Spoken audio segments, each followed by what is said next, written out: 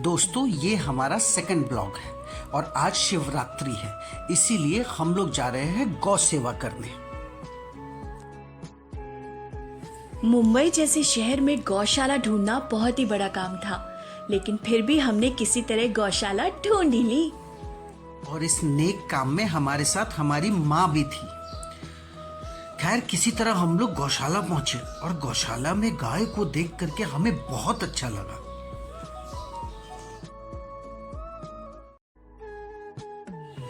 ये देखिए, वहाँ पे क्यूट क्यूट बकरियां भी थी। और ये है चाचा जी, जिन्होंने हमें घास दी गायों को खिलाने के लिए, और हम बारी बारी से सारी गायों को घास खिलाने लगे।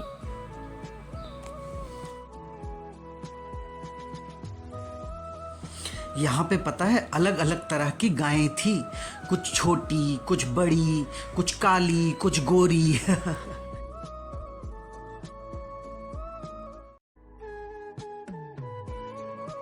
जब घास खिलाते हुए ये गायों को छूती थी तो कुछ गायें तो प्यार से रहती थी, पर कुछ सींग भी मारा करती थी।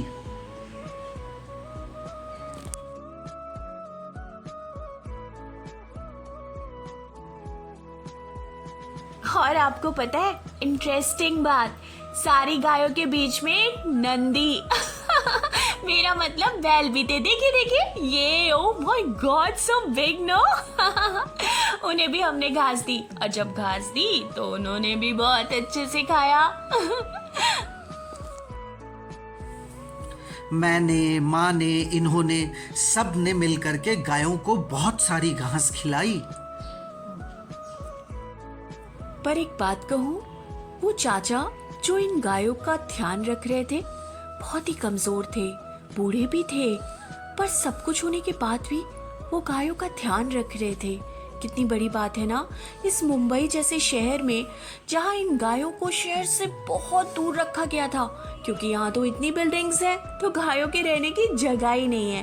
कहीं दूर ढूंढ कर गौशाला बनाई गई थी और फिर हम लोग किसी तरह वहां पहुंचे थे। पर यहाँ पर ना गायों और चाचा की स्थिति को देखकर थोड़ा सा दुख हुआ, क्योंकि चाचा बहुत बूढ़े थे और गाय बहुत ज्यादा थी। इतने गायों की अकेले सेवा करना थोड़ा मुश्किल तो है ना। तो आपको कैसा लगा गाय को खिला के? My goodness, it's so relaxing, बहुत अच्छा लग रहा है। मतलब जो सोचा था ना वो हो गया finally in Mumbai, otherwise it would be very difficult in Mumbai, you know, to find cows and all that. तो देखो जरा कैसे इलाके में ये हम लोगों को गौशाला मिली है, अदरवाइज तो मुंबई में इतनी बिल्डिंग्स हैं कि मिलना बहुत डिफिकल्ट है। सच में इतनी खुशी हुई ना गायों को खिलाकर। और पता है, हमने डिसाइड किया है कि अब हम यहाँ अक्सर आएंगे और इसी तरीके से गायों को घास खिलाएंगे। बिल्कुल।